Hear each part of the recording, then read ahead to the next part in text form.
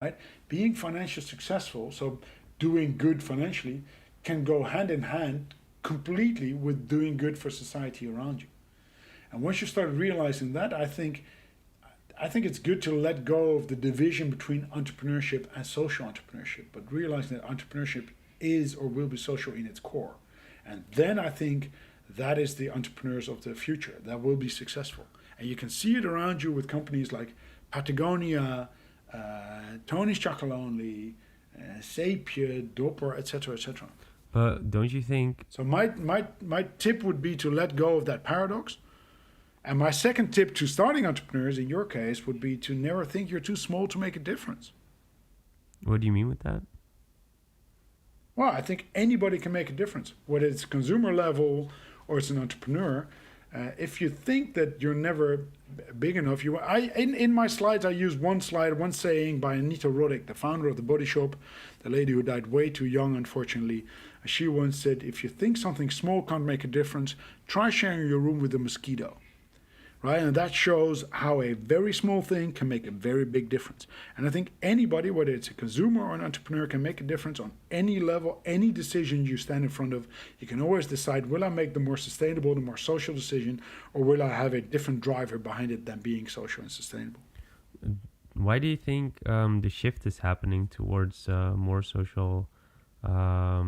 Because we landed in a complete overshoot of capitalism. What do you mean? Because I think 21st, because I think there's more wealth in the world, but it's not distributed as socially as it can be. And I am not a social. I'm an entrepreneur in heart and soul, and I think anybody deserves the opportunity of thriving as an entrepreneur. But if you look at this, the vision of wealth in the world, sometimes it makes me nauseous and very sad, right? If you look at the wealth at certain parts of the world and the utter poverty at other sides of the world, where people don't have clean drinking water, don't have normal toilet facilities, can't go to school, and at the same time there's people living in ridiculous wealth, I think that is just the wrong signal. And I think people are starting to appreciate that. I think the human side of economy has reached an overshoot in a couple of generations, that we're now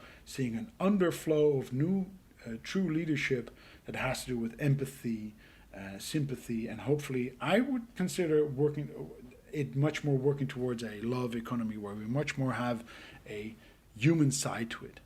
Do you think it's also regional specific? Because I luckily have been seeing the same thing, that it's going more towards an economy and capitalism where you really help each other, which now with the coronavirus and everything is really starting to show.